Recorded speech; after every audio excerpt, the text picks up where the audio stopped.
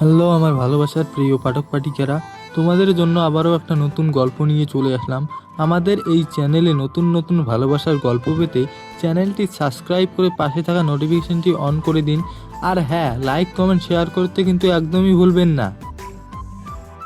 শীতের সময় চারপাশে ফুরফুরে বাতাস, কিছুটা ঠান্ডা ঠান্ডা আবহাওয়া। মনটা একদম শীতল হয়ে যাচ্ছে। মনটা আজ খুব খারাপ, কারণ বাড়ির কথা খুব মনে পড়ছে। এতদিন ভালোই ছিলাম, তো আজ হঠাৎ নিজের বাবাকে সামনে দেখে পুরনো স্মৃতি মনে পড়ে গেছে। ছাদের উপর দাঁড়িয়ে আছি, দূরের রাস্তা অলিগলি দিয়ে রাস্তা দিয়ে গাড়ি চলাচল করতেই ব্যস্ত। সবাই নিজেদের গাড়ি কর্মস্থল থেকে বাসায় ফিরছে। হঠাৎ নিজের কাঁধের উপর কারো স্পর্শ পেলাম। পিছনে ঘুরে তাকে দেখি আমার জন্মদাতা পিতা, যাকে কিনা আমি অনেক বছর পর নিজের খুব কাছ থেকে দেখছি। কোনো এক মিথ্যা অপবাদের জন্য আজ আমি নিজের পরিবার থেকে অনেক দূরে। মনে মনে মাহিম কথা ভাবতেছিল। বাবার দিকে ঘুরতে মাহিমকে থাপ্পড় বসিয়ে দিল তার বাবা। বাবার হাতে থাপ্পড় খেয়ে মাহিম মাথা নিচু করে নিল। এখানে তার কিছু বলার নেই, নিজের বাবা মারছে তো কি আর বলবে। নিজের বাবা মা নিজের পরিবারের উপর তোর এত রাগ অভিমান যে 8 বছর হয়ে যাচ্ছে তোর বাসায় যেতে ইচ্ছে করে না। আমাদের কথা কি তোর মনে পড়ে না? আপনাদের কথা আমার কেন মনে পড়বে? তাছাড়া আমার বাবা মা নেই। এটা বলে মাহিম আবার অন্যদিকে ঘুরে দাঁড়ালো। সালাম সাহেব মাহিমের পাশে এসে দাঁড়ালো। আমাদের উপর এখনো রাগ করে আছিস? আপনাদের উপর আমি কেন রাগ করব? আচ্ছা, এসব বাদ দে। তুই আমার সাথে কাল বাসায় যাবি। আমি আর ওই বাসায় ফিরবো না। তোকে ফিরতে হবে। আর 1 সপ্তাহ বাদে তোর ছোট বোনের বিয়ে, তোকে খুব করে সেখানে আনতে বলেছে। কিন্তু আমি ছিলাম নিরুপায়, তোর কোনো খোঁজ জানতাম না। কিন্তু রাজনীতির কাছে ঢাকায় আসলে তোরে দেখতে পাই আর অনেক খোঁজ নিয়ে জানতে পারি তুই এখানে থাকিস, তাই চলে আসলাম। আমার মতো একজন পাপী ছেলে সেখানে না থাকলেও চলবে। দেখ, আমি আর তোর মায়ের সম্পূর্ণ বিশ্বাস ছিল তুই ওই কাজ করিসনি, কিন্তু কি করব বল, বাকিদের কথা শুনে আমার মাথা ঠিক ছিল না। পুরনো কথা আমি ভাবতে চাই না। আপনি আসছেন, একসাথে খাওয়া দাওয়া করবেন, ইচ্ছে হলে থাকবেন, আর না হলে তারপর। আমি তোর থেকে এত কথা শুনতে চাই না। তুই যাবি মানে যাবি। মাহিম নিজের বাবাকে কিছু বলতে যাবে, এমন সময় তার কাছে একটা কল আসলো। ফোনের দিকে তাকিয়ে সে নিজের বাবার কাছ থেকে একটু সরে গিয়ে ফোন রিসিভ করলো। কিছু সময় কথা বলে আবার তার বাবার কাছে ফিরে আসলো। কে ফোন করেছিল? আমার এক বন্ধু। আচ্ছা, নিতে চলুন, আমাকে একটু বাইরে যেতে হবে। আমি কাজের মাসিকে সব বলে যাচ্ছি। আমার কথা কিন্তু এখনো শেষ হয়নি। আপনার সাথে পরে কথা হবে, আমার এখন যেতে হবে। মাহিম তার বাবাকে নিজের ফ্ল্যাটে রেখে কোথাও একটা চলে গেল। তারপর চারিদিকে রাতের অন্ধকার নেমে গেছে। ঝিঝি পোকা ঝিঝি করে ডাকছে। ফাঁকা রাস্তা পুরো শুনশান। এই ফাঁকা রাস্তায় খুব জোরে গাড়ি চালিয়ে যাচ্ছে এক আগন্তুক।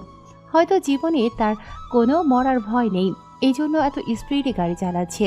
তার গায়ে রয়েছে নেভি ব্লু কালারের হরি পোশাক, মুখে অদ্ভুত মাস্ক, যেটাই শুধু তার চোখ আর এক সাইডের মুখের কিছু অংশ দেখা যাচ্ছে।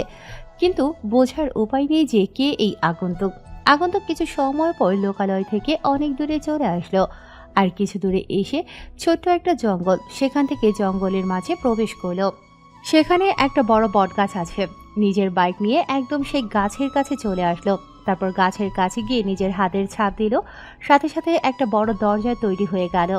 আগন্তুক সেই দরজা দিয়ে ভেতরে প্রবেশ করলো। ভেতরে প্রবেশ করার সাথে সাথে এক অন্য জগতে চলে আসলো, যেটা আগন্তুকের একদম নিজের তৈরি করা এক জায়গা। কিছু সময় বাইক চালিয়ে কিছু দূর অতিক্রম করলো। চারপাশে নামি দামি অস্ত্র, কম্পিউটার আছে, আর আশেপাশে রয়েছে তার বাহিনী। আগন্তুক গাড়ি থেকে নামার সাথে সাথে সেখানে উপস্থিত হলো তার ডান হাত অ্যানকেপ। আসসালামু আলাইকুম ভাই, কেমন আছেন? ওয়ালাইকুম আসসালাম, আলহামদুলিল্লাহ ভালো। আমি যে কারণে এসেছি। চলেন বস, রুমে গিয়ে কথা বলছি। হুম। দুজন রুমে গেল। বস, খবর দেওয়ার ছিল সেটা দিয়ে দিয়েছি। তবু আপনি এখানে আসার কারণ? তুমি নিশ্চয় জানো আমি কোনো কারণ ছাড়া কোনো কিছু করি না, তবুও বোকার মতো কথা বলছো। সরি ভাই। আমি তোমার থেকে কাঙ্ক্ষিত খবর পেয়েছি। এখন আমাকে একটা কাজের জন্য বাইরে যেতে হবে, আর আমি যতদিন না ফিরবো সবকিছু তোমাকে সামলাতে হবে। ঠিক আছে ভাই, কিন্তু কোথায় যাবেন? সেই কাজের মূল কে, তাকে ধরতে নাকি? হ্যাঁ, আমি তাকে খুঁজে বের করব।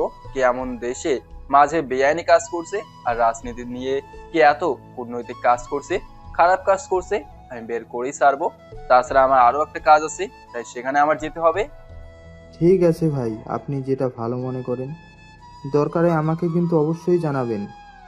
হ্যাঁ, আমার দরকার পড়বেই, তোরা সব সময় রেডি থাকবি। আমি কল দেওয়া মাত্র সেখানে এসে হাজির হবি। হুম। ডেডলি বয়েজ লিডার এমকে ডান হাত এমকে এর সাথে কথা বলতেছিল। নিজের কথাবার্তা শেষ করে সে সিক্রেট জায়গা থেকে বেরিয়ে গেল। তারপর মাহিম রাতে বাড়ি ফিরল। বাড়িতে এসে দেখল যে তার বাবা এখনো জেগে আছে। কি হলো, আপনি এখনো জেগে আছেন কেন? খালা ওনাকে খেতে দিয়েছেন? না, অনেকবার খেতে বলছি কিন্তু উনি আপনার জন্য অপেক্ষা করছেন। আপনার অপেক্ষা করা উচিত হয়নি। অনেক দিন তোর সাথে খাওয়া হয়নি, তাই অপেক্ষা করেছি। তোরা তাড়াতাড়ি ফ্রেশ হয়ে আয়। খালা তুমি খাবার রেডি করো, আমি ফ্রেশ হয়ে আসছি। এটা বলে মাহিম নিজের রুমে চলে আসলো। তারপর ফ্রেশ হয়ে খাবার টেবিলে চলে আসলো।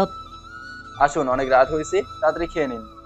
মাহিমের ডাক শুনে সালাম খাবার টেবিলে আসলো। মাহিমের বাবা এসেছে, তাই মাহিম রান্না করার খালাকে সব ভালো ভালো খাবার রান্না করতে বলেছিল। মাহিমের কথা অনুযায়ী খালা সব রান্না করেছে। খাবার টেবিল ভরা। সালাম মাহিমের সামনে এসে বসলো। খালা ওনাকে খাবার তুলে দিন। মাহিমের কথা অনুযায়ী তিনি খাবার দিতে লাগলো। মাহিম খাওয়া শুরু করলেও সালাম খাচ্ছেন না। কি হলো, আপনি খাচ্ছেন না কেন? আমি খাবো যদি তুমি আমার কথা রাখো। আমি কি কথা রাখবো? আমি বেঁচে থাকতে আর সে বাড়িতে পা রাখছি না। তুমি যদি বাড়িতে না যাও তাহলে আমিও ভাত খাবো না। আর এই ঢাকা শহর থেকে যাব। আমি না গেলে তোমার বোনের বিয়ে হবে না। আর বিয়ে না হলে বুঝতেই পারছো, সবাই তোমার বোনের নামে আমার নামে কি বলবে? লোকে বলবে যে এমপির মেয়ে বিয়ে না দিয়ে পালিয়েছিলেন। আমি গেলে তো আরো বেশি সমস্যা হবে। খারাপ ছেলে যদি আপনার মেয়ের বিয়ে ভেঙে যায়। কিছু হবে না, আমি সব সামলে নিব। তুমি শুধু রাজি হয়ে যাও। সালামের কথা শুনে মাহিম কিছু একটা চিন্তা করলো। মাহিমকে ভাবতে দেখে সালাম তার দিকে তাকিয়ে রইল। আচ্ছা ঠিক আছে, আমি যেতে রাজি আছি, কিন্তু আমি বিয়ের আগের দিন যাব। আশা করছি এটা নিয়ে আর কোনো কথা বলবেন না। আচ্ছা ঠিক আছে, তাই হবে। তুমি যে যেতে রাজি হয়েছো এটাই অনেক। এবার তাহলে খাওয়া শুরু করেন। মাহিম আর সালাম খাওয়া শুরু করলো। খাওয়া দাওয়া শেষ করে মাহিম রুম দেখিয়ে দিল। তারপর মাহিমের বাবা চলে গেছে আজ 5 দিন হলো। মাহিম নিজের সকল কিছু গুছিয়ে নিয়ে বের হলো বাসা থেকে। ছোট্ট একটা ব্যাগে সবকিছু নিয়েছে। বাসা থেকে বের হয়ে মাহিম একটা রিক্সা নিল। চারপাশে সবাই নিজের কাজ করতে ব্যস্ত। নিজেরা নিজের গন্তব্যে যাচ্ছে। মাহিম আশেপাশে তাকিয়ে দেখছে মাহিমের চুলগুলো একটু বড়, তাই বাতাসে উড়ে যাচ্ছে। কিছু কিছু উড়িয়ে মাহিমের চোখের উপর পড়ছে। খানিক সময় বাদে মাহিম একটা বড় বিল্ডিং এর সামনে চলে আসলো। এখানে কেন আসে সেটা একটু পরেই জানা যাবে। মাহিম ভাড়া মিটিয়ে দিয়ে সেই বাড়ির ভেতরে প্রবেশ করলো কোনো বাধা ছাড়াই। মাহিমকে কলিং বেল চাপলে একজন লোক এসে দরজা খুলে দিল। কেমন আছেন ছোট সাহেব? আমি ভালো আছি, আপনি কেমন আছেন? ভালো আছি বাপ, ভেতরে আসো। মাহিম চাচার কথা অনুযায়ী ভিতরে প্রবেশ করলো। মাহিম সোফায় বসার কিছু সময় পর উপর থেকে দুজন নেমে আসলো। একজন এসে মাহিমের কান চেপে ধরলো। আম্মু লাগছে, কি করছো? সারো, কান বড় হয়ে হাতের মতো হয়ে যাবে। হয়ে যাক, তাতে তোর কি? আমার তো অনেক কিছুই। কান বড় হয়ে গেলে তখন আর কোনো মেয়ে পছন্দ করবে না, তখন তুমি তোমার ছেলের বউ পাবে না। আমার ছেলে বেশ সুন্দর, সব মেয়ে পিছনে পড়ে থাকবে। তো বাসা আজ এতদিন পর কোথা থেকে উদয় হলেন? কোথা থেকে আর উদয় হবে, নিজের বাসা থেকে। তো ব্যাগপত্র গুছিয়ে এবার কোথায় যাওয়া হচ্ছে ঘুরতে? বাবা, এবার এমন এক জায়গায় যাচ্ছি যেটা সিক্রেট। এমন কোথায় যাচ্ছ যে সেটা সিক্রেট? বলা যাবে না। তুই আমার একমাত্র ছেলে, তাহলে তুই আমাকে রেখে কেন ঘুরে বেড়াস? মা, এখনই তো সময়, কাজের ভেতর গেলে তখন তো আর পারবো না। রাবিয়া, মাহিম একদম ঠিক বলছে। তাছাড়া তুমি জানো তো কয়েক মাস পর তার দায়িত্ব শুরু। মাহিম তার বাবা মার সাথে কথা বলে নাস্তা করে সেই বাড়ি থেকে বের হলো। তারপর বড় একটি বাস শ্যামলী, সেই বাসে করে মাহিম নিজের গ্রামের উদ্দেশ্যে রওনা দিয়েছে। বাস চলতে শুরু করেছে। কয়েকটি স্টপ পার হওয়ার পরে টাঙ্গাইল থেকে একটি মেয়ে বাসে উঠল। কোনো জায়গায় সিট ছিল না, সেজন্য মেয়েটি এসে মাহিমের পাশে বসলো। মাহিমের সেদিকে কোনো খেয়াল নেই, সে এক দৃষ্টিতে বাইরে তাকিয়ে আছে। কিছু সময় পর মাহিম বলল যে তাকে কেউ খোঁচা মারছে। প্রকৃতি দেখায় এতটাই ব্যস্ত ছিল যে মাহিমকে কেউ ডাকছে সেটা সে খেয়ালই করেনি। বিরক্ত হয়ে মাহিম পাশে তাকালো, দেখলো যে মেয়েটি তাকে ডাকছে। মাহিম নিজের কান থেকে ইয়ারফোন খুলে ফেললো। কি হলো, কিছু বলবেন? আপনি এভাবে খোঁচা দিচ্ছেন কেন? আপনাকে এই জন্য খোঁচা দিচ্ছি যে কখন থেকে আপনাকে ডাকছি কিন্তু আপনি শুনতে পারছেন না। ও আচ্ছা, তো কি জন্য ডাকছেন? আসলে অনেকটা পথ জার্নি করতে গেলে আমি চুপ করে থাকতে পারি না। কারো সাথে কথা বলতে ভালো লাগে, কিন্তু আপনার সাথে কথা বলবো তো আপনি তো অন্যদিকে ঘুরে আছেন। যখন কারোর সাথে কথা বলে থাকতে পারেন না, তখন আরেকজনকে নিয়ে আসতে কি হয়? যত সব। রাগ করেছেন কেন? আপনি একটু তো পথে কথা বলবেন। আমি অপরিচিত কোনো মেয়ের সাথে কথা বলি না। পরিচয় হতে কত সময় লাগে? আমি শাপলা, আপনি? মেয়েটি হাত বাড়িয়ে দিল। মাহিম মেয়েটির হাতের দিকে একবার তাকিয়ে মেয়েটির মুখের দিকে তাকালো। মেয়েটির চোখ দুটো দেখা যাচ্ছে শুধু।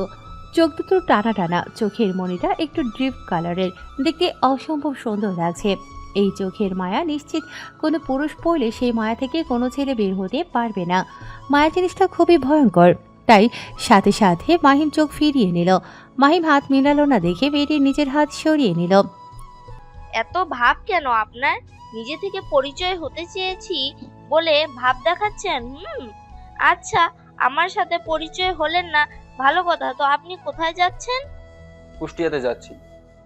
এটা বলে মাহিম আবার জানালার দিকে মুখ ঘুরিয়ে বাইরে পরিবেশ দেখতে লাগলো। মেয়েটির হয়তো বিরক্ত হলো, তাই মাহিমকে আবার বলল, আপনি জানতে চাইবেন না আমি কোথায় যাচ্ছি? প্রয়োজন মনে করি না। ঠিক আছে, আপনার জিজ্ঞেস করতে হবে না, আমি উত্তর দিচ্ছি। আমিও কুষ্টিয়াতে যাচ্ছি। ভালো। মাহিম আবারও চুপ হয়ে গেল। মেয়েটি তো নিজে চুপ থাকতে পারছে না, তাই খুবই বিরক্ত মাহিমের চুপ থাকাতে। মাহিম কানে ইয়ারফোন নিয়ে গান শুনতেছিল। মেয়েটি সেই ইয়ারফোন কান থেকে খুলে দিল। এই যে, আপনি এত বিরক্ত করছেন কেন? আমাকে শান্তিতে একটু জার্নি করতে দেন। মাহিম একটু ধমক দিয়ে কথা বলল। একটু ধমকে মেয়েটি ফোপাতে লাগলো। এই যে, আপনি কান্না করছেন কেন? আপনি আমাকে ধমক দিলেন কেন? আমি এখন বাসের সবাইকে ডেকে বলবো যে আপনি আমাকে বকা দিয়েছেন। তখন দেখবেন সবাই মিলে আপনাকে কেমন গণধোলাই করে। আচ্ছা ঠিক আছে, সরি। আমি আপনার কাছে মাপ চাই। আমি আপনাকে মাফ করতে পারি একটা শর্তে। কি শর্ত? যত সময় না পর্যন্ত আমি বাস থেকে নামবো তত সময় আমার সাথে কথা বলতে হবে। মাহিম পড়ল চিপকায়। এমনিতেই মাহিম সবসময় চুপচাপ থাকে, এতে পছন্দ করে। একাকিত্ব তার খুবই পছন্দ, কিন্তু এই মেয়ে তার পাশে বসে বক বক করে চলেছে। এই জন্য মাহিমের প্রচন্ড বিরক্ত লাগছে। না পারছে কিছু বলতে, না পারছে কিছু করতে। কি হলো, আপনি চুপ করে আছেন কেন? কি এত ভাবছেন? আচ্ছা ঠিক আছে, আমি আপনার সাথে রাজি আছি। মেয়েটি হাসলো কিনা বোঝা গেল না, কিন্তু তার চোখ দেখে মনে হচ্ছে সে খুবই খুশি। মাহিম মেয়েটির দিকে না তাকিয়ে নিজের ফোনে মনোযোগ দিল। আপনি কিন্তু আমার সাথে কথা না বলে আবার ফোনে মনোযোগ দিয়েছেন। আরে না, এমনি দেখছিলাম কুষ্টিয়ার কত সময় লাগবে যেতে। কেন, আপনি কি আর এর আগে কোনোদিন কষ্টে যান নাই? না, আমি আগে কখনো কুষ্টিয়া যাই নাই, এবারই প্রথম যাচ্ছি। সমস্যা নেই, আমার বাসা কুষ্টিয়াতে, আমি সব চিনি কুষ্টিয়ার। আর 2 থেকে 3 ঘন্টা লাগবে যেতে। ও আচ্ছা। আপনি কি জন্য যাচ্ছেন? এই তো একটা দরকারের কাজে যাচ্ছি। আপনি কেন যাচ্ছেন? আমার চাচাতো বোনের বিয়ে, এই জন্য বাসায় যাচ্ছি। আসার পথে হঠাৎ গাড়িটি নষ্ট হয়ে গিয়েছে, তাই গাড়ি আবার চেঞ্জ করলাম। ও আচ্ছা। মাহিম আবার চুপ। মেয়েটি বলল যে, এই ছেলেটি আগাগোড়া কেমন চুপ থাকে। আপনি কি এমন চুপ থাকা পছন্দ করেন? আপনার হঠাৎ এমন প্রশ্ন কেন? না, এই যে কেমন কথা না বলে আবার চুপ হয়ে গেলেন। আমি তো সবকিছু জিজ্ঞেস করছি, আপনি তো কিছুই বলছেন না। কই কিছু বলছি না, এই যে আপনার সাথে কথা বলছে। তো ঢাকায় কোথায় থাকেন আপনি? ঢাকা ফার্ম গেটে। আমিও তো সেখানে থাকি, কিন্তু আপনাকে তো কোনোদিন দেখিনি। ঢাকা শহরের যত মানুষ সেই ভিড়ে আমাকে কিভাবে দেখবে? কথা বলতে বলতে কখন যে 2 ঘন্টা পার হয়ে গেল তারা দুজন বুঝতেই পারল না। শাপলা নামের মেয়েটি মাহিম এর কাছ থেকে বিদায় জানিয়ে চলে গেল। মাহিম যেন হাঁপ ছেড়ে বাঁচল। মাহিম বাস থেকে নামলো। কুষ্টিয়া শহরে পা দেওয়ার সাথে সাথে তার কিছুটা অনুভূতি হলো যে নিজের জন্মভূমির নিজের এলাকায় পা দিয়েছে। সাথে কিছু পুরনো অতীত নিজের চোখের সামনে ভাসতে লাগলো। সেসব ভাবা বাদ দিয়ে মাহিম আশেপাশে দেখতে লাগলো সব কিছু পরিবর্তন হয়ে গেছে। তারপর নিজের জন্মস্থান নিজের শহরে অনেক বছর পর পা দিল মাহিম। চারপাশটা তার কাছে খুবই অচেনা, কিছুই চেনে না সে। হাঁটতে হাঁটতে একটি দোকানের কাছে চলে আসলো। দোকানদারের কাছ থেকে একটি সিগারেট চাইল। মাহিমকে দোকানদার সিগারেট দিল। সিগারেট নিয়ে ধরিয়ে দুটো টান দিয়ে ধোয়া বাতাসে ছেড়ে দিল। সিগারেট খেতে খেতে দোকানদারকে বিল পরিশোধ করে দিল। তখন ভাবতে লাগলো সে কোন দিকে যাবে, কারণ এখানে চারদিকে রাস্তা, তার কিছুই মনে নেই যে এখানে কোন দিকে যেতে হবে নিজের বাসার দিকে। আচ্ছা আঙ্কেল, এখানে এমপি সালাম চৌধুরীর বাসাটা কোথায়? আপনি এখানে এমপির বাসায় যেতে বসেছেন? কোন দিকে বলতে পারবেন? হ্যাঁ, বলতে পারবো না কেন? তিনি একজন গণ্যমান্য ভালো ব্যক্তি, তার বাসা কেই না চেনে। আপনি ওই সামনের অটো স্ট্যান্ডে গিয়ে এমপির বাসায় যাবেন, এটা বলেন, আপনাকে তারা নিয়ে যাবে। আচ্ছা ঠিক আছে আঙ্কেল, ধন্যবাদ। মাহিম সিগারেটটা সম্পূর্ণ টেনে রাস্তায় ফেলে দিল। তারপর পা দিয়ে পিষে ফেলল। পকেটে হাত ঢুকিয়ে সামনের দিকে হেঁটে চলল। কাঁধে তার স্কুল ব্যাগ, যেখানে কিছু জামা কাপড় আছে। হাঁটতে হাঁটতে অটো স্ট্যান্ডে চলে আসলো। ভাইয়া, আপনি কি আমাকে এমপি সালাম চৌধুরীর বাড়িতে নিয়ে যেতে পারবেন? অটোর মাঝে এক ব্যক্তি শুয়েছিল। তাকে মাহিম কথাটি বলল। লোকটি হয়তো অটো ড্রাইভার। মাহিমের কথাটি শোনায় সোজা হয়ে উঠে বসলো এবং মুখের দিকে তাকিয়ে রইল। হ্যাঁ, যাবো তো। ওঠেন, আপনি উঠে বসুন। লোকটি কথাটি বলে নেমে দাঁড়ালো। মাহিম অটোতে উঠে বসলো। কিছু সময়ের মাঝে অটো ড্রাইভার নিজের অটো চালাতে লাগলো। 15 মিনিট পর একটি গ্রামের রাস্তায় প্রবেশ করলো। সেখানে 5 মিনিট অটো চালানোর পর একটি বড় বাড়ির সামনে এসে থামলো। বাড়িতে চারপাশে লাইটিং করা এবং রাস্তা জুড়ে লাইটিং দেখা মনে হচ্ছে ভালোই আয়োজন করা হয়েছে। ড্রাইভার সেই বাড়ির সামনে গাড়ি দাঁড় করালো।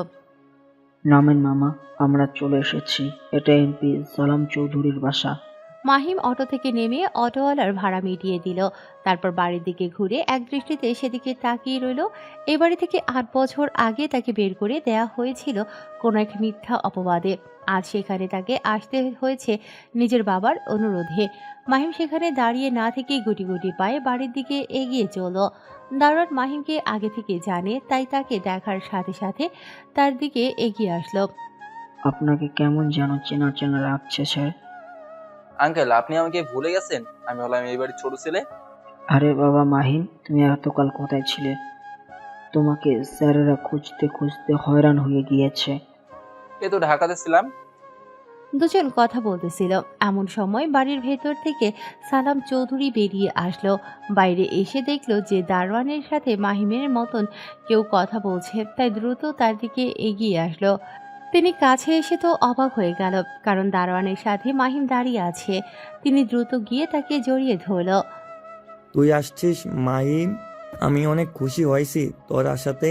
তাড়াতাড়ি ভিতরে চল, তোর বোনকে তুই হলুদ দিবি। না বাবা, আমি আমার বোনকে হলুদ দিতে পারবো না। তুমি আমাকে একটা রুম দেখিয়ে দাও, আমি সেখানে চলে যাই। সেটা বললে তো হবে না, আমি যেটা বলছি সেটাই তোকে শুনতে হবে। ছোটবেলা থেকে মাহিম তার বাবাকে ভয় পায়, তাই তার বাবার সাথে আর কথা বাড়ালো না। মাহিমের হাত ধরে তার বাবা এগিয়ে নিয়ে যেতে লাগলো যেখানে তার মেয়ে মায়াকে গায়ে হলুদ দেয়া হচ্ছে। স্টেজের কাছে আসলেই মাহিমের দেখতে পাইল যে এখানে সবাই দাঁড়িয়ে আছে, তার মা, তার বড় ভাই এবং তার চাচারা সবাই। মাহিমকে এখানে দেখে সবাই অবাক হলো। তার সাথে মাহিমের মা ও বোন মায়া কান্না করে দিল। সালাম মাহিমের হাত ছেড়ে দিল। মাহিম আস্তে আস্তে তার বোনের কাছে এগিয়ে গেল। মায়া কান্না করতে লাগলো। তা দেখে মাহিম তার চোখের পানি মুছে দিল। তারপর হলুদের বাটি থেকে একটু হলুদ নিয়ে তার বোনের গালে ছুঁয়ে দিল। হলুদ দেয়া হয়ে গেলে মায়া উঠে তার ভাইকে জড়িয়ে ধরে কান্না শুরু করে দিল। আশেপাশের যারা ছিল তারা তো বেশি অবাক হয়ে গেছে যে কে এই ছেলে। ছেলে পক্ষ থেকে আসা একটি ছেলে সে মাহিমকে মায়ার থেকে ছাড়িয়ে দিল। থাপ্পড় মারতে গিয়েও কি ভেবে যেন হাত নামিয়ে নিল। কে তুই? আর মায়া তোমাকে জড়িয়ে ধরার সাহস কিভাবে পেল? আমি কে মিস্টার, সেটা মায়ের কাছ থেকে জিজ্ঞেস করে নেবেন। এটা বলে মাহিম সেখান থেকে চলে আসতে লাগলো। ভাইয়া, তুই আমাকে ছেড়ে যাস না। আবার কোথায় চলে যাচ্ছিস? মায়ার মুখে ভাইয়া ডাক শুনে ছেলেটি বুঝতে পারলো যে এটা তার ভাই, কিন্তু তার মুখে যে প্রশ্ন লেগে আছে সেটা দেখে বোঝা যাচ্ছে। মায়া, এটা কি তোমার ভাই? আগে তো কখনো দেখিনি। এটা আমার আপন ছোট ভাই।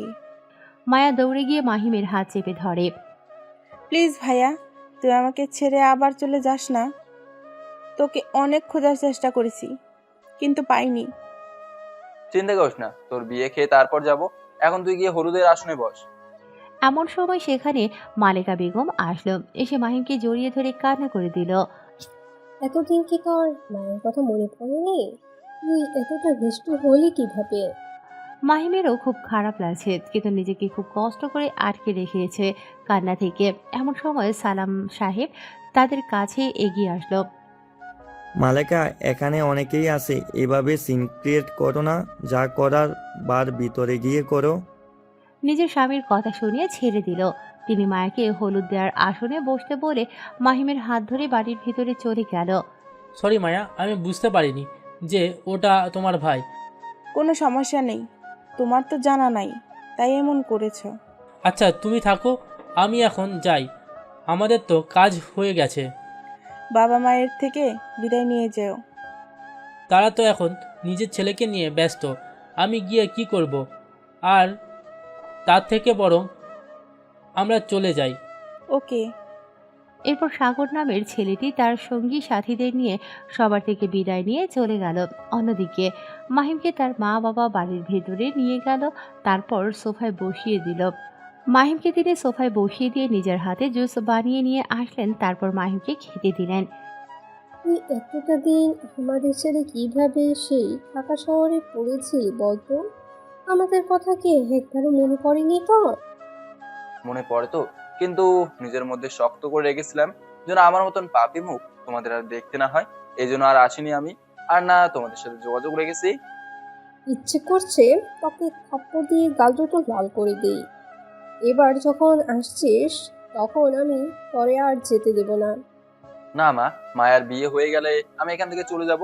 আমি চাই না আমার জন্য এখানে আবার অন্য কিছু ঘটুক।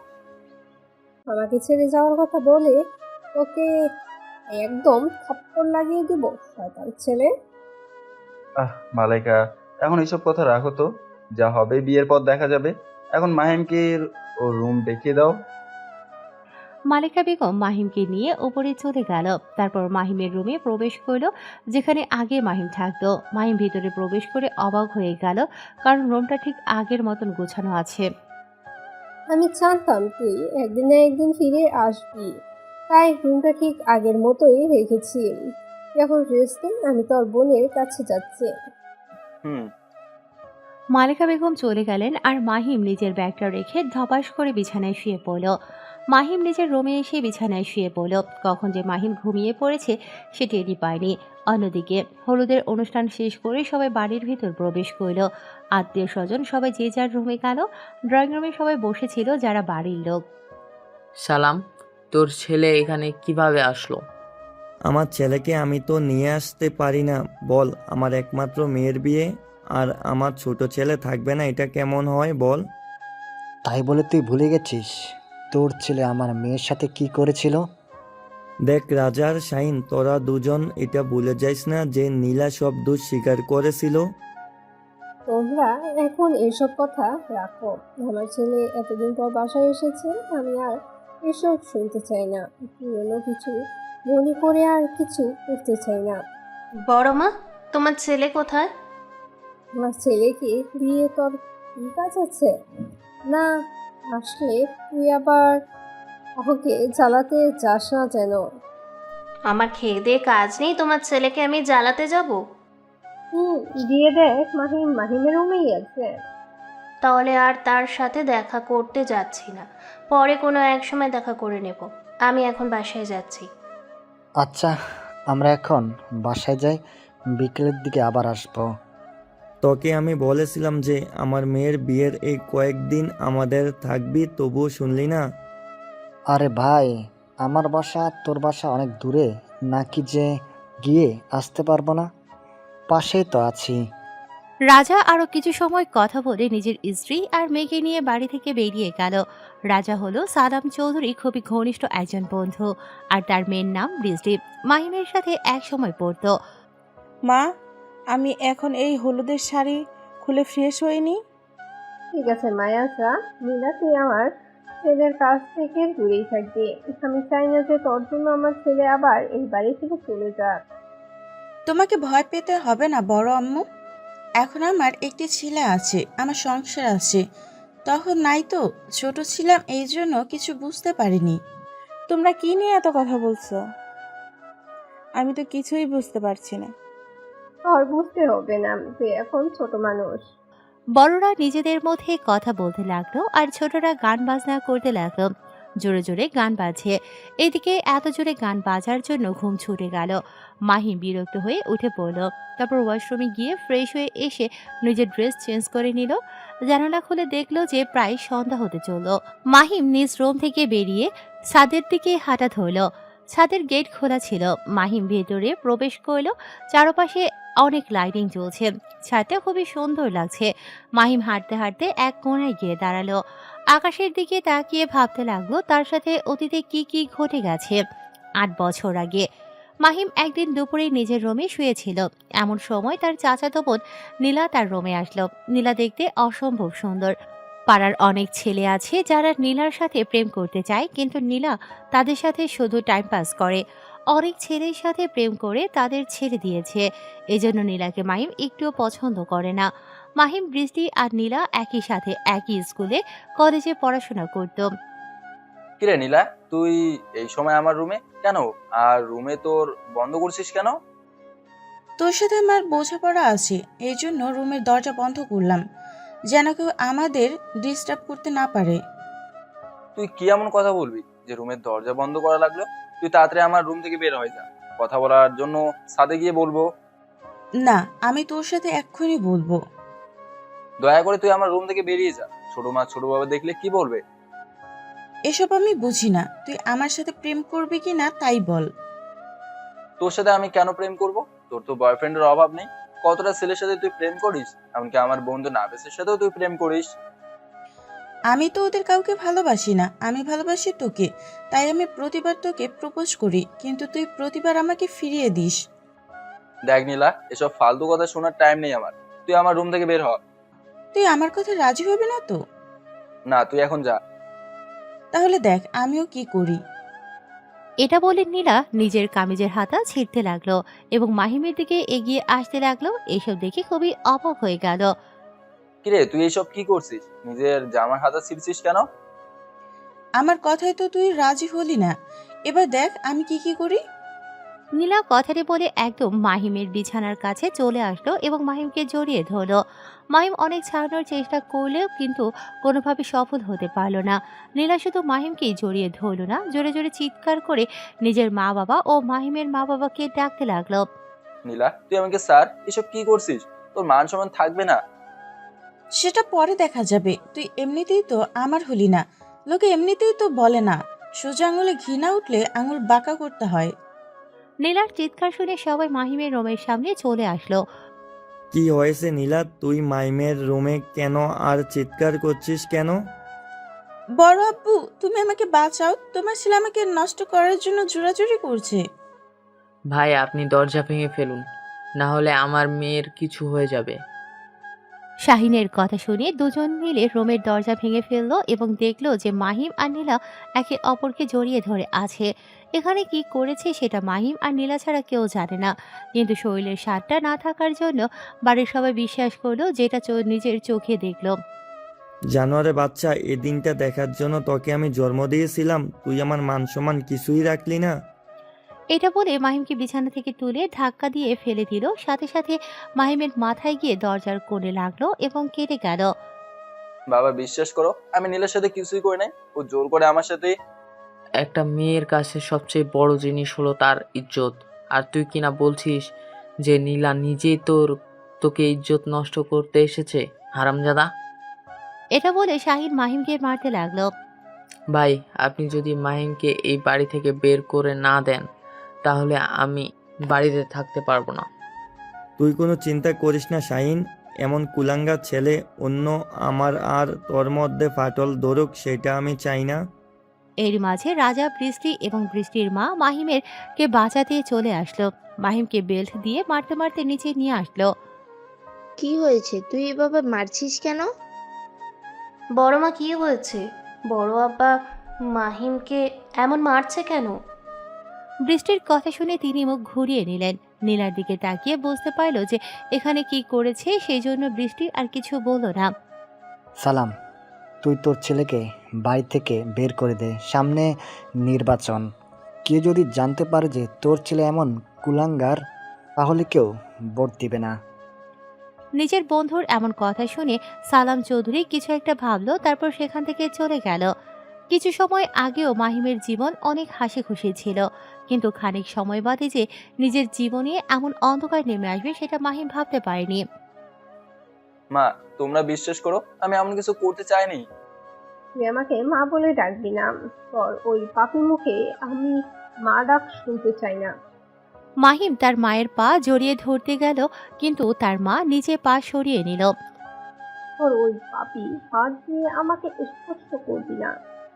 ছোট আম্মু, ছোট আব্বু, তোমরা তো বিশ্বাস করো, নীলের সাথে কিছুই করিনি। মাহিমের কথা তাদের দুজনও বিশ্বাস হলো না। তারা দুজন মুখ ঘুরিয়ে নিল। মাহিম কোনো উপায় না দেখে রাজা ও রেহানা বেগমের কাছে গেল, কিন্তু তাদেরকে বলার পরও তারা বিশ্বাস করলো না। মাহিম এবার বৃষ্টির সামনে গিয়ে দাঁড়ালো। বৃষ্টির চোখে পানি হয়তো নিজের চোখের পলক ফেলে চোখ দিয়ে পানি গড়িয়ে পড়বে। তুই অন্তত বিশ্বাস কর, আমি নীলের সাথে কিছু করিনি। আমার সাথে মাহিম আর কিছু বলতে পারল না। তার আগে বৃষ্টি মাহিমের গালে থাপ্পড় বসিয়ে দিল। তারপর কান্না করতে করতে বাড়ি থেকে বেরিয়ে নিজের বাড়িতে চলে গেল।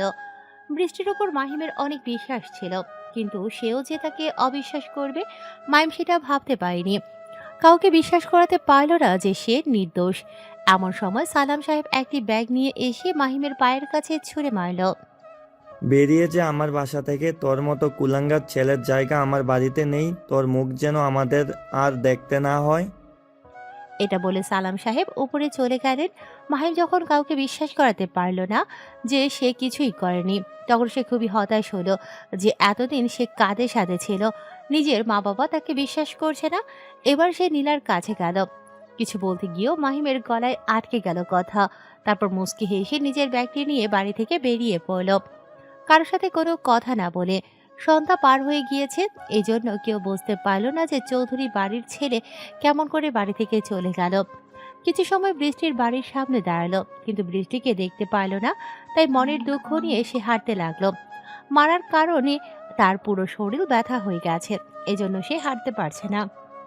এরপর মাহিম কোনো একভাবে ঢাকায় চলে আসে। মাহিম ছাদের উপর দাঁড়িয়ে নিজের অতীত ভাবতেছিল। এমন সময় তার পেছনে কারো উপস্থিতি অনুভব করলো। পেছনে তাকিয়ে দেখলো যে বাসের সেই মেয়েটি। তাকে দেখে মাহিম বেশ অবাক হলো। কি হলো, আপনি এখানে? এটা আমার বাসা আর আমি থাকবো না।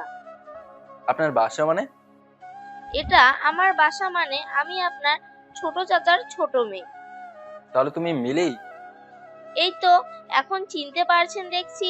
আমাকে তো দেখছি আপনি ভুলেই গেছেন। উফ, আপনি তো আমার পরিচিত, তাহলে আর আপনি আপনি করছে কেন? তুমি করে বলবো। সেটা তোমার ইচ্ছে, কিন্তু তুই তো অনেক বড় হয়ে গেছিস, তুই তো আমি চিনতেই পারিনি। তুই বাসে নিজের নাম শাপলা বললি কেন?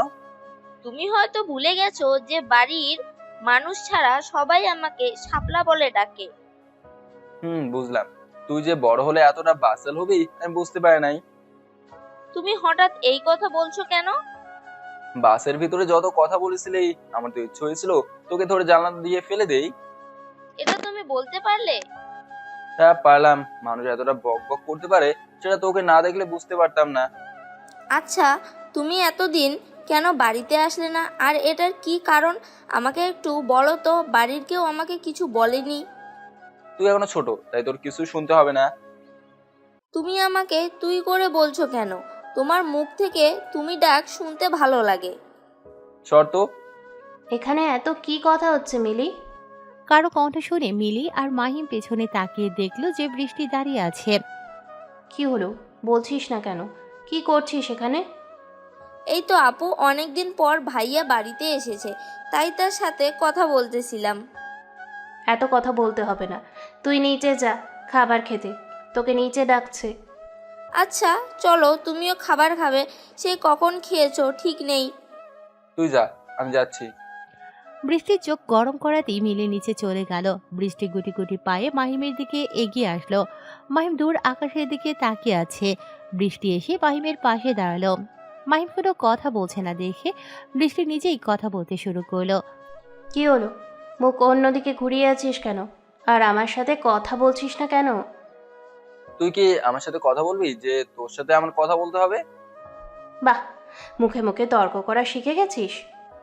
সময় মানুষকে পাল্টে দেয়। সময় যেমন নিজ গতিতে নিজের পাল্টে যায়, ঠিক তেমনই সময় মানুষকে পাল্টে দেয়। তুই এসব বুঝবি না। তুই বুঝলেই বলবো। তখন বোঝানোর চেষ্টা করেছি, তখন বুঝিসনি, আর এখন বুঝে লাভ নেই। মাহিম তা ছেলে সুরে বলল। জেনে শুনে বৃষ্টি বুঝলো মাহিমের মনে অনেক অভিমান, যেটা এখনো রয়ে গেছে। বৃষ্টি একটা দীর্ঘশ্বাস ফেলল। তুই কি এখনো আমার সাথে অভিমান করে আছিস? তোর সাথে অভিমান করার কোনো তো কারণ দেখছি না আমি। যেখানে বাড়ির সবাই আমাকে বিশ্বাস করেনি, কিন্তু তুই তো থাক, আর কোনো কথা বলতে চাচ্ছি না। তাহলে তুই আমাকে আগের মতো? বললাম তো আগের কথা মনে করতে চাচ্ছি না। এটা বলে মাহিম নিচে যাওয়ার জন্য হাঁটা ধরল। কি হলো, আমার কথার উত্তর না দিয়ে কোথায় যাচ্ছিস?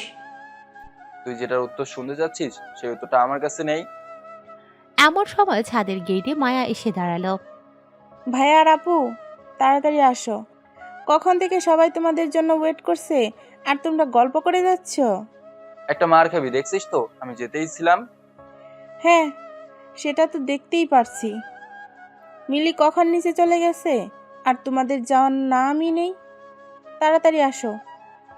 মাহিম মায়াকে পাশ কাটিয়ে চলে গেল। বৃষ্টি অন্যদিকে ঘুরে দাঁড়িয়ে রইল। কি হলো আপু, তুমি কি নিচে যাবে না? তুই যা, আমার ভালো লাগছে না। আরে ভাবিপু, এই দিনে তুমি কান্না করছো কেন? তোর ভাই আমার সাথে ভালো করে কথাই বলছে না। তাই বলে তুমি কি চোখের পানি ফেলবে? তুমি ভালো করেই জানো ভাইয়ের সাথে কি ঘটেছিল, আর তুমি তখন তাকে সঙ্গ ছেড়ে দিয়েছিলে। সেটাই তো আমার সবচেয়ে বড় ভুল। সবার মতন আমিও তাকে ভুল বুঝেছিলাম।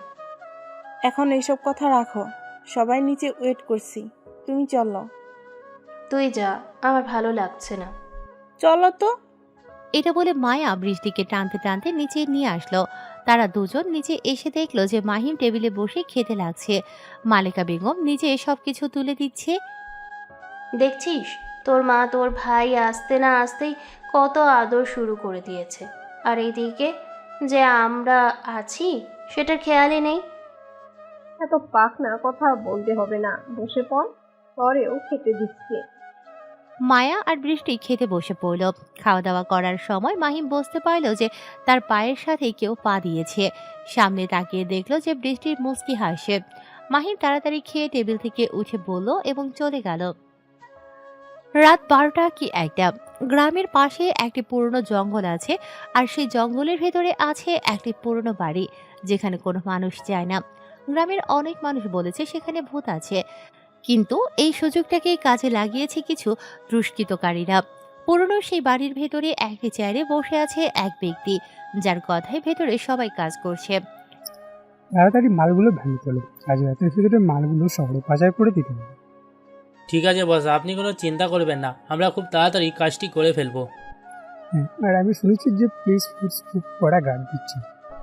হ্যাঁ ভাইয়া, কয়েকদিন ধরে পুলিশ খুবই জ্বালাতন করছে, কিন্তু আমাদের ধরতে তারা পারবে না। আর ধরলেও বা কি, আমরা হলাম রোলেক্স গ্যাংয়ের লোক, আমাদের দেখে তো তারা থরথর করে কাঁপবে। এটা তুমি একদম ঠিক বলেছিস, গ্যাংয়ের লোক দেখলে সকল পুলিশের হাওয়া টাইট হয়ে যায়। তাহলে আর চিন্তা কিসের বস? ওই পুলিশকে নিয়ে আমার কোনো চিন্তা নেই, চিন্তা হচ্ছে বসকে নিয়ে। বস এই মাসে সবচেয়ে বেশি ডিল ফাইনাল করেছে এবং সেগুলো খুব তাড়াতাড়ি পাচার করে দিতে হবে। তাছাড়া বস কয়েকদিনের মাঝে 20 মেয়েকে জোগাড় করতে বলছে, তোরা তাড়াতাড়ি এই কাজটি করতে লেগে পড়। বস আপনার ওপর আর একজন বস আছে, কিন্তু কে সে, যাকে আমরা আজ পর্যন্ত দেখলাম না? আমি নিজেই আজ পর্যন্ত তাকে দেখিনি, তাহলে তোরা কিভাবে দেখবি? আড়াল থেকে তুমি সব কাজ করে যাচ্ছি। ও আচ্ছা, এত বক বক না করে নিজে কাজ কর তাড়াতাড়ি, এবং তাড়াতাড়ি মালগুলো পাচার করে দিই। নিজের বসের ধমক শুনে ছেলেগুলো তাড়াতাড়ি কাজ করতে লাগলো। বস লোকটি নিজ পকেট থেকে সিগারেট বের করে ধরে টান দিতে লাগলো মনের সুখে। পরের দিন সকালে খুব জোরে জোরে গান বাজার কারণে ঘুম ভেঙে গেল। এমনিতেই সারা রাত মাহিমের ঘুম হয়নি, আবার এত সকালে গান বাজাচ্ছে, এজন্য মাহিমের খুব রাগ হচ্ছে। তবুও নিজের বাসা বলে কিছু বলতে পারছে না। বালিশ কানের উপর দিয়ে শুয়ে রইল, তবুও সে ঘুমোতে পারল না। একসময় বিরক্ত হয়ে মাহিম বালিশ ছুঁড়ে মারল, সাথে সাথে বালিশ দেয়ালের সাথে গিয়ে বাড়ি লেগে পড়ে গেল। এমন সময় রুমের ভেতরে মায়া প্রবেশ করল। কিরে ভাইয়া, আর কত সময় ঘুমাবি? তোর একটা মাত্র বোনের বিয়ে, আর তুই কিনা পড়ে পড়ে ঘুমাচ্ছিস? বড় ভাইয়া সব একলা একলা কাজ করছে, আর তুই কিনা ঘুমাচ্ছিস এখনো? ঘুমাতে আর পারলাম কোথায়, সারা রাত গান বাজিয়েছিস, আবার সকাল হতেই গান বাজানো শুরু করেছিস। একটা মাত্র দিন, একটু তো বাজাবেই বল। কিন্তু তুই তাড়াতাড়ি নিচে আয়, কারণ আম্মু তোকে ডাকছে। সবাই কাজে লেগে পড়লে তোকে আর কেউ নাস্তা দেবে না, বলে দিলাম। দিতে হবে না, তুই এখন যা তো। তাড়াতাড়ি ভাইয়া, না হলে আমি কিন্তু তোর গায়ে পানি ঢেলে দেব। আচ্ছা ঠিক আছে, তুই যা, আমি আসছি। তাড়াতাড়ি আসবি, বলে দিলাম। মায়া মাহিমের রুম থেকে বেরিয়ে গেল। মাহিম কিছু সময় বিছানায় থেকে উঠে পড়ল, তারপর ফ্রেশ হয়ে এসে রুম থেকে বেরিয়ে পড়ল। অনেক সকাল হয়েছে, চারপাশে অনেক লোকজন। মাহিমের বাবা সালাম চৌধুরী এখানকার এমপি, এজন্য অনেক মানুষ এসেছে যারা মাহিমের কাছে অপরিচিত। মাহিম সিঁড়ির কাছে এসে দেখল যে তার সকল কাজিনরা নিচে বসে আড্ডা দিচ্ছে, তার মাঝে বৃষ্টিও আছে। মাহিম আস্তে আস্তে হাঁটতে হাঁটতে নিচে নেমে আসলো। আরে ভাইয়া, তুই আসছিস? সবাই এখানে বসে আড্ডা দিছি, আর তুই নিজের রুমে পড়ে ঘুমাচ্ছিস। এইসব গান বাজনা হাসি ঠাট্টা আমার ভালো লাগে না, তাই নিজের রুমে শুয়েছিলাম, কিন্তু তোদের জন্য তো আর ঘুমে থাকা হলো না। কথাটি বলে মাহিম খাবার টেবিলে গিয়ে বসলো, কিন্তু তাকে যে খেতে দেবে কাউকে আশেপাশে দেখলো না। এমন সময় সেখানে বৃষ্টি এসে হাজির হলো। আশেপাশে কাউকে খুঁজছিস মনে হচ্ছে। সেটা তো জানতে হবে না। তো কাকে জানাবি? ওই নীলাকে? খাওয়া কথা না বলে এখান থেকে সর তো। এখানে তোকে কেউ খাবার দিতে আসবে না, আর বড় মা বলেছে তুই ঘুম থেকে উঠলে আমাকে খাবার দিতে। তুই দাঁড়া, আমি তোকে খাবার দিচ্ছি। মাহিম সেখানে বসেছিল, বৃষ্টি কিচেন থেকে খাবার নিয়ে আসতেছিল। এমন সময় সেখানে মিলি উপস্থিত হলো। কি হলো, তুমি এত দেরি করে ঘুম থেকে উঠলে কেন? আর রাতে তোমাকে দেখলাম না। রাতে সবাই কত মজা করলাম, তুমি জানো? এইসব জানার প্রয়োজন মনে করি না আমি। তুমি এত খারাপ কেন? সবাই কত আনন্দ করছে আর তুমি একা ঘরে বসে থাকছো। এমন সময় বৃষ্টি মাহিমের জন্য নাস্তা নিয়ে আসলো, তারপর টেবিলের উপর দিল। এই নে, তাড়াতাড়ি খাবার খেয়ে নে। আর মিলি, তুই আড্ডা দিতে দিতে এখানে উঠে আসলি কেন? এই তো মাহিম ভাইয়ের সাথে একটু কথা বলতে লাগলাম, তাকে তো আর খুঁজে পাওয়া যাচ্ছে না। আড্ডা দেওয়ার এখন অনেক সময় আছে, তুই এখন এখান থেকে যা। মিলি মুখ ভেঙিয়ে সেখান থেকে চলে গেল। তুই বাসায় বসে আছিস কেন? তাড়াতাড়ি খাবার খেয়ে নে। তোর তো আর কোনো কাজ নেই, কিন্তু অন্য মানুষের অনেক কাজ আছে। আমি কি অন্য মানুষের কাজ করতে নিষেধ করেছি, নাকি তাকে ধরে রেখেছি? ধরে রাখিসনি, কিন্তু নিজে কি করছিস সেটা কি ভুলে গেছিস? এমনিতেই দেরি করে আসবে, আবার বড় বড় লেকচার। তোকে তো আমি ডাকিনি, তুই নিজেই এসেছিস। আমি তো আসতে চাইনি, কিন্তু বড় মা তো বললো, এই জন্য। মাহিম নাস্তা করতে লাগলো, আর বৃষ্টি তার দিকে এক নজরে তাকিয়ে রইল। এমন সময় সেখানে বড় ভাই জাহিদ এসে উপস্থিত হলো। বৃষ্টি, যা তো আমার জন্য এক গ্লাস ঠান্ডা পানি নিয়ে আয়। আচ্ছা ঠিক আছে ভাইয়া, তুমি এখানে বসো, আমি তোমার জন্য জুস নিয়ে আসি। তাহলে তো আরো ভালো। বৃষ্টি চলে গেল, আর মাহিমের বড় ভাই মাহিমের পাশে বসলো। তা ভালোই আছিস মনে হচ্ছে, আগের থেকে অনেক স্মার্ট হয়ে গেছিস। আগে তো কেমন হাবা গোবা ছিলি। মানুষ সবসময় একরকম থাকে না ভাইয়া। সেটা ঠিক। তেমন ঘুমিয়ে না থেকে বোনের বিয়ের জন্য একটু হাতে হাতে কিছু এগিয়ে দিলেও তো পারিস। কেন, কাজের লোকের কি অভাব আছে নাকি? কাজের লোকের অভাব থাকবে কেন? তুই তো একটু হাতে হাতে আমাদের এগিয়ে দিলে পারিস। কেন, আমি কি কাজ করছি না? এইসব কাজ আমি পারবো না। তারা দুই ভাই কথা বলতেছিল, এমন সময় সেখানে বৃষ্টি উপস্থিত হলো। বৃষ্টি এসে জাহিদের জুসের গ্লাস এগিয়ে দিল। জাহিদ জুসটুকু খেয়ে সেখান থেকে চলে গেল। ভাইয়া তোকে কি বলতেছিল রে? কি আর বলবে, একটু হাতে হাতে কাজে গিয়ে দেওয়ার জন্য। ও আচ্ছা, তুই কি আমাকে একটু পার্লারে নিয়ে যাবি? তোকে আমি কেন পার্লার নিয়ে যাব? তোর দরকার তুই একলা যা। ঠিক আছে, আমাকে নিয়ে যেতে হবে না। তোর বোন মায়াকে তো নিয়ে যাবি, তখন না হয় যাবো নে। মাহিম খেতেছিল, এমন সময় সালাম চৌধুরী সেখানে এসে উপস্থিত হলো। মাইম, একটু পর তোর বোনকে নিয়ে একটু পার্লারে নিয়ে যাইস তো, তাকে সুন্দর করে সাজিয়ে নিয়ে আসিস। আচ্ছা ঠিক আছে বাবা। বড়বাবু, আমিও তোমার ছেলের সাথে যাব। ঠিক আছে, যা, যেতে চাস মাইমের সাথে চলে যা। সালাম চৌধুরী বাইরে চলে গেল। মাহিমের দিকে তাকিয়ে বৃষ্টি মুখ ভেঙচি দিয়ে চলে গেল। মাহিম খাবার খেয়ে বাইরে হাঁটতে বের হলো। অনেকদিন পর নিজের গ্রামে এসেছে, কিন্তু গ্রামে ঘোরা হয়নি। এজন্য মাহিম সকালের নাস্তা করে বাড়ি থেকে বের হলো। হাঁটতে হাঁটতে কিছুটা দূর যাবার পরই একটি ছেলের সাথে দেখা হলো মাহিমের। মাহিম সেই ছেলেটিকে দেখে সেদিকে এগিয়ে গেল। ছেলেটি মাহিমকে দেখে কিছু সময় দাঁড়িয়ে থাকলো। তুমি কি মাহিম? আর তুই নাফিস? নাফিস এসে মাহিমকে জড়িয়ে ধরল। দুজন কিছু সময় এইভাবে থাকার পর একে অপরকে ছেড়ে দিল। খালা, এতদিন কোথায় ছিলি? তোর কোনো খোঁজ খবর ছিল না কেন? আমার সাথে কি ঘটেছিল তুই তো জানিস না, এই জন্য এই কথা বলছিস। আমি সবই জানি, বৃষ্টি থেকে আমি শুনেছিলাম, কিন্তু তাই বলে তুই কাউকে না জানি নিজেকে গুম করে দিবি? পুরনো কথা বাদ দে, এখন বল তোরা কেমন আছিস, আর নিয়ম কোথায়? নিয়াম আর রাজু আমাদের আড্ডাখানায় বসে আড্ডা দিচ্ছে, আমি সেখানে যাচ্ছি, তুইও চল আমার সাথে। ঠিক আছে। দুই বন্ধু গল্প করতে করতে নিজেদের আড্ডাখানার দিকে যেতে লাগলো। কিছু সময় পর তারা দুজন সেখানে পৌঁছালো। নিয়াম আর রাজু নাফিজের পাশে কাউকে দেখে দাঁড়িয়ে গেল। কিছু সময় দেখার পর বুঝতে পারলো যে এটা তাদের খুব পুরনো বন্ধু। সাথে সাথে তারা দুজন দৌড়ে এসে মাহিমকে জড়িয়ে ধরলো। কেমন আছিস তোরা? আমরা ভালো আছি, তার আগে এটা বল যে তুই কোথায় ছিলি? আমরা তো ভাবছিলাম নিজের বোনের বিয়েতে তুই ফিরে আসবি না। হ্যাঁ, আমি জানতাম না যে মায়ার বিয়ে। হঠাৎ ঢাকাতে বাবার সাথে দেখা হয়েছিল, তিনি আমাকে বললেন। তুই ঢাকায় কোথায় ছিলি বলতো? তোকে পুরো ঢাকা শহর খুঁজে দেখেছি, কিন্তু পাইনি। সেটা সিক্রেট। তো তোরা আমার বোনের বিয়েতে যাস নাই কেন? ভাইয়ের হাতে হাতে কাজটা এগিয়ে দিলেও তো পারিস। যদিও আগে আমাদের বলেছিল, কিন্তু আর যাওয়া হয়নি, কারণ তুই সেখানে নেই, তাই ইচ্ছে করেনি। অনেকদিন পর সব বন্ধুরা এক জায়গায় হলে যা হয় আর কি, সবাই মিলে আড্ডা দিতে লাগলো। আড্ডা দিতে দিতে কখন যে 11টা বেজে গেছে সেটা মাহিমের খেয়ালই নেই। এমন সময় একটি কল আসলো। মাহিম ফোনের দিকে তাকিয়ে দেখলো যে একটি আননোন নাম্বার থেকে কল এসেছে। তাই প্রথমবার ধরলো না, কিন্তু পরের বার আবার ফোন আসলো, তাই মাহিম রিসিভ করলো। মাহিম কিছু বলার আগে ফোনের অপর পাশ থেকে বিভিন্ন ধরনের গালি আসতে লাগলো।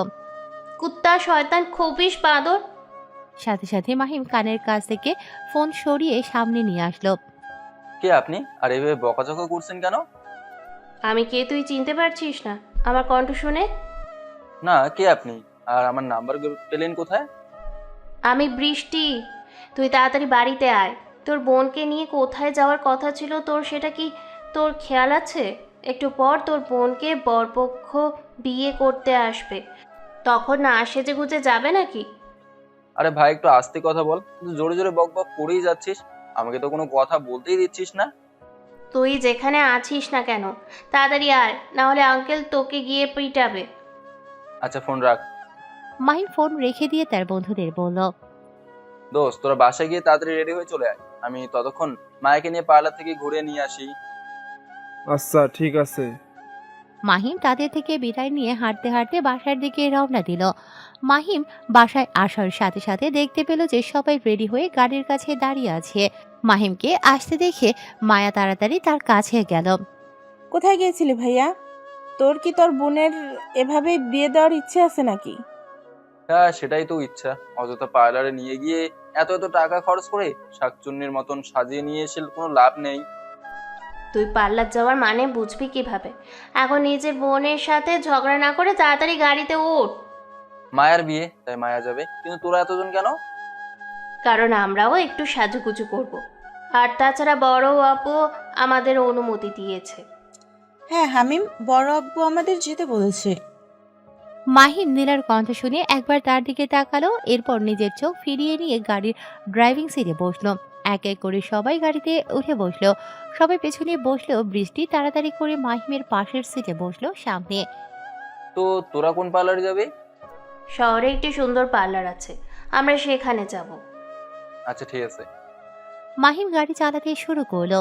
গাড়িতে উঠে তো মিলি বকবক শুরু করে দিয়েছে, সাথে তো বৃষ্টি আছেই। মাহিম এইসব বকবক সহ্য করতে না পেরে গাড়ির মাঝে বক্সে একটি সুন্দর গান ছেড়ে দিল। ওরা বকবক করতে থাকুক, গাড়ি চালাতে লাগলো। তারা আধ ঘন্টা পর শহরের মাঝে একটি সুন্দর পার্লারে চলে আসলো। এক এক করে সবাই গাড়ি থেকে নামতে লাগলো। এখানে মোট 5 জন আছে, সব মাহিমের কাজিন। ভাইয়া, তুই এখানে দাঁড়িয়ে থাক, এটা মহিলা পার্লার, তো তাই তোকে অ্যালাউ করবে না। আমরাও কোনো শখ নেই যে তোর সাথে ভিতরে যাওয়া। তোরা তাড়াতাড়ি রেডি হয়ে আয়। এখানেই থেকো, আবার কোথাও হারিয়ে যাস না যেন। সবাই এক এক করে ভেতরে চলে গেল। এত জনের মধ্যে মিলি কোনো সুযোগই পাইছে না মাহিমের সাথে কথা বলতে। মাহিম অপেক্ষা করতে করতে খুবই বোরিং লাগছিল। এজন্য রাস্তার অপর পাশে একটি চায়ের দোকানে গেল। চায়ের দোকানে অনেকগুলো বখাটে ছেলে দেখতে পেল, কিন্তু সে কিছুই বলল না। চায়ের অর্ডার দিল। তো ভাই, মালগুলো তোর কি হয় রে? কাকে বলছেন, আমাকে? হ্যাঁ হ্যাঁ, তোকেই বলছি। গাড়ি থেকে নামলো মালগুলো, কিন্তু খুব জোশ ওরা। তোর কি হয়? ওরা আমার বোন হয়। তোদের বোনকে কি একদিনের জন্য আমাদের সাথে রাত কাটাতে দিবি? এর বিনিময়ে তোকে অনেক টাকা দিব। বখাটে ছেলের কথা শুনে মাহিমের অনেক রাগ হতে লাগলো, তবুও কিছু বলল না। চা খেয়ে বিল মিটিয়ে দিয়ে আবার গাড়ির কাছে চলে আসলো এবং অপেক্ষা করতে লাগলো। মেয়েদের সাজতে যে এত সময় লাগে সেটা মাহিম আগে জানতো না। মাহিম ফোন বের করে গেম খেলতে লাগলো। গেম খেলতে খেলতে কখন যে 2 ঘন্টা পার হয়ে গেল মাহিম বুঝতে পারল না। এমন সময় কথা বলতে বলতে তারা পার্লার থেকে বেরিয়ে আসলো। মাহিম সামনে তাকিয়ে অবাক হয়ে গেল, কারণ মনে হচ্ছে সামনে থেকে এক ঝাঁক পরি হেঁটে আসছে। তোদের সাজতে এত সময় লাগে?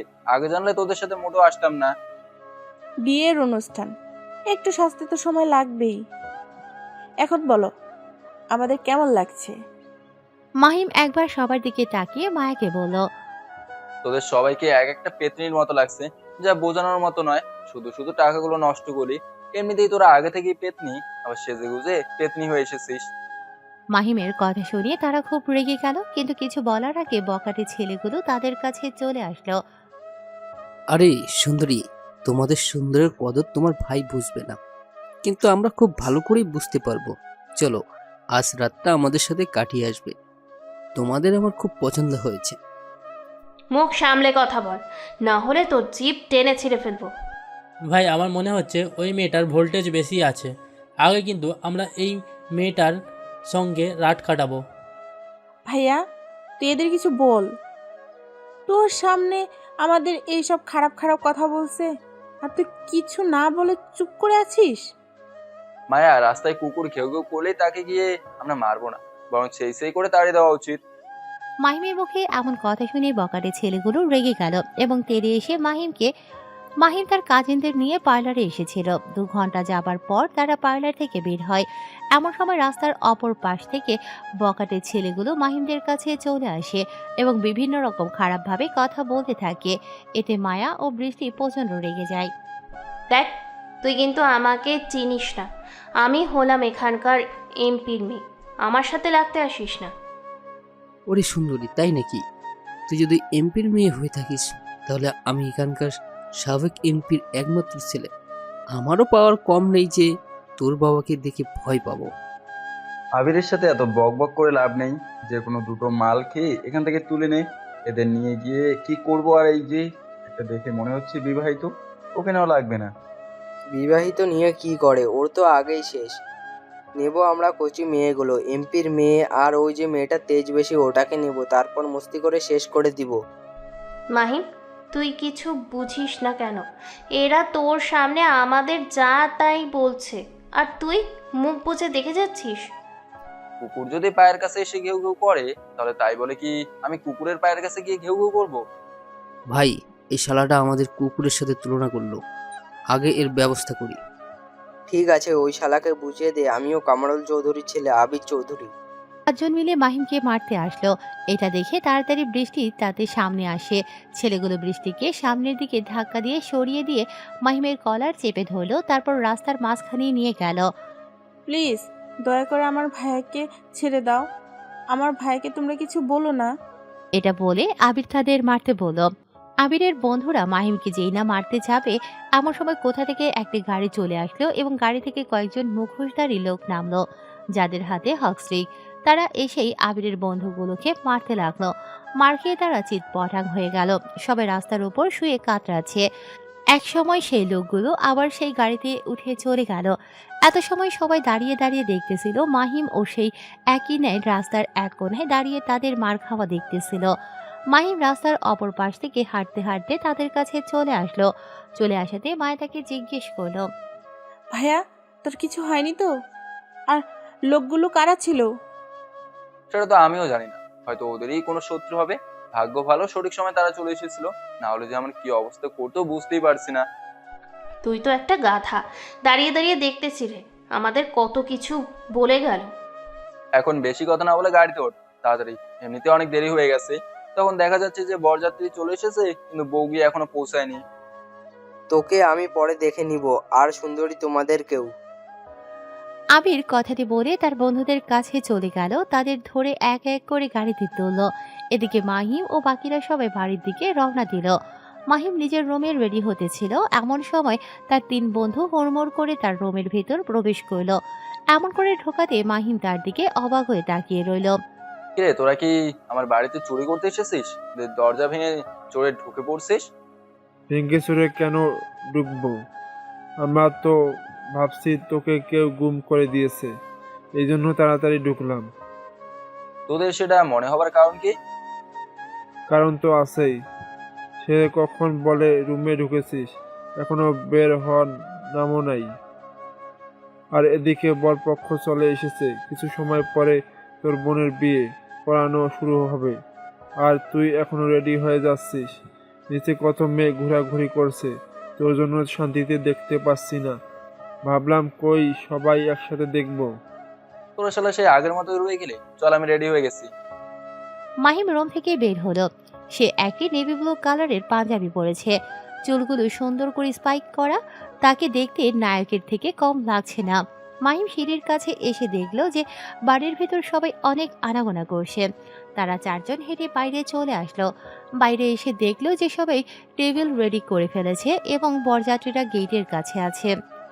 বন্ধু চল গেটের কাছে যাই, সেখানে মনে হয় বৃষ্টি, নীলা এবং মিলিরা বরের থেকে টাকা আদায় করছে। একটু গিয়ে দাঁড়ালে হয়তো কিছু টাকা ভাগ পেতে পারি। আমি তোর মতন ফকির নই যে কিছু টাকা নেওয়ার জন্য এখানে যাই তর্ক বিতর্ক করবো। তাছাড়া এইসব আমার ঝামেলা ভালো লাগে না। আরে চল তো। নাফিস কথাটি বলে মাহিমের হাত ধরে টান দিয়ে গেটের দিকে নিয়ে যেতে লাগলো। তারা চারজন গেটের কাছে চলে আসলো। মাহিম নাফিসের থেকে হাত ছাড়িয়ে নিয়ে ভিড় থেকে একটু দূরে দাঁড়িয়ে থাকলো, আর তারা তিনজন ভিড়ের ভেতরে ঢুকে গেল। কেউ একজন বরপক্ষের সাথে খুবই তর্ক করছে, এটা মাহিমের কানে আসলো। মাহিম আরেকটু কাছে এগিয়ে গিয়ে দেখতে লাগলো কি কি হচ্ছে। হঠাৎ মাহিমের নজর পড়লো বৃষ্টির দিকে। তাকে দেখে মাহিমের চোখ দুটো থমকে গেল, কারণ বৃষ্টি খুব সিম্পলভাবে নিজেকে সাজিয়ে তুলেছে। তার দিকে তাকাতে তো আরো বেশি অবাক হয়েছে যে বৃষ্টিও নেভি ব্লু কালারের একটা শাড়ি পরেছে। মাহিমের মন যে কোন দিকে ছিল সে বুঝতেই পারেনি যে তারা এত সুন্দর করে পার্লার থেকে সেজেছিল। আরে বিয়ে করতে আসছে আর সাথে টাকা নিয়ে আসেনি, মাত্র 20,000 টাকা চেয়েছি, এই টাকায় দিতে পারছে না, তাহলে আমার বোনকে নিয়ে গিয়ে খাওয়াবেন কি? তোমাদের খাওয়ানোর মতো আমাদের অনেক কিছু আছে, কিন্তু তোমাদের দেওয়ার মতো টাকা আমার কাছে নেই, কারণ আমরা ফকিরকে এত টাকা দিই না। আপনাদের মতো কিপটে লোক টাকা দিতে জানে নাকি যে কাউকে টাকা দিবে? এই রনি, এত ঝামেলা না করে টাকাটা দিয়ে দে। কেন রে সাকুর, তোর শালিদের ওপর কি দরদ আছে নাকি বিয়ে করার জন্য তোর হয়েছে না? বন্ধুর মুখে এমন কথা শুনে বরের কথা বন্ধ হয়ে গেল। তারা আবার তর্ক করতে লাগলো। অনেক সময় তর্ক করার পর তারা গেট ছাড়লো। বরপক্ষ এসে নিজেদের আসরে বসে পড়ল।